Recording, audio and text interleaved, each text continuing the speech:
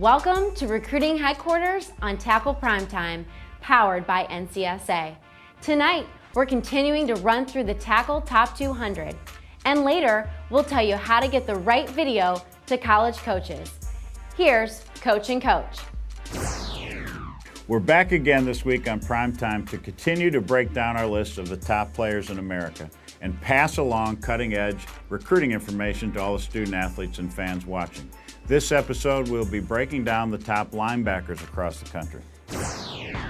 Coach, our number one linebacker is one of those guys. You'll see some of the best hits laid on ball carriers from sideline to sideline when watching Jeff Luke. 6'1", 241 pounds, Treasure Coast High School, Port St. Lucie, Florida.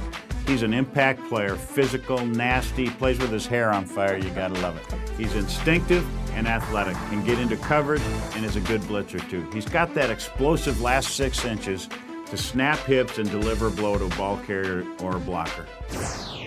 Hey Randy, how about Matt Elam, 6 feet even, 205 pounds, Dwyer High School, Palm Beach Gardens, Florida.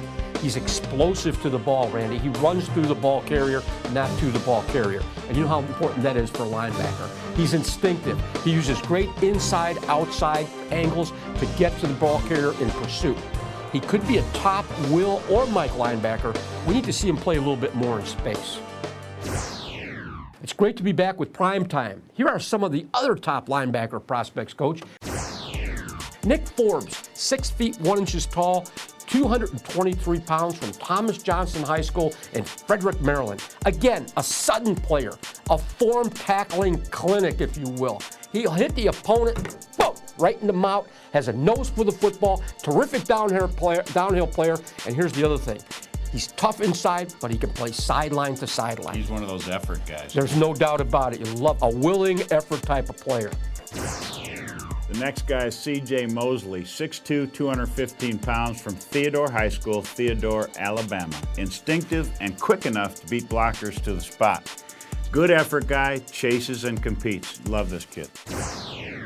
As always, we want to wrap up tonight's Primetime with some critical recruiting information. Last week, we explained when the recruiting process really starts. This week, we're going to begin to explain how athletes reach college coaches. It's just like applying for a job. The first step in that process is to create a recruiting resume. Also, in today's digital age, it has to be posted online, as well as having hard copies to distribute to any interested school.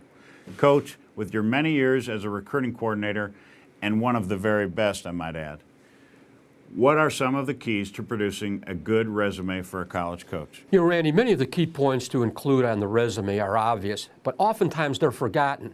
Your name, contact information, high school name, head coach's contact information, and your academic details, test score, as well as the basic transcript. All relevant information like the jersey number, jersey color, position, height, weight, and maybe other sports that you play.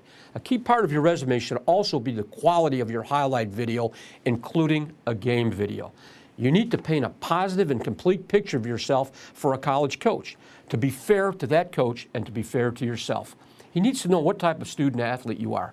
And it would be of help if you had this information verified by a trusted third party. That's right, my old mentor.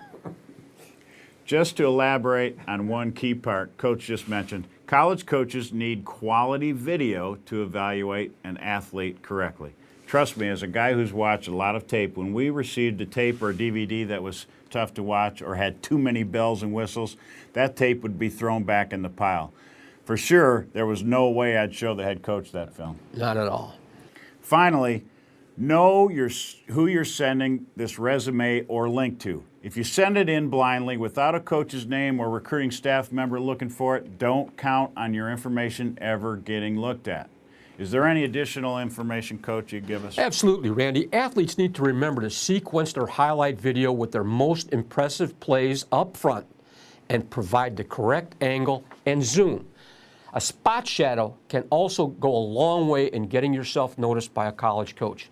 If I had to spend more than a few plays figuring out who I was evaluating, that tape went back to the end of the line. I'm sure you've pitched quite a few videos over the years, Coach. Remember to get your video done by a pro and showcase it to college coaches on Tackle.com and Recruit Match.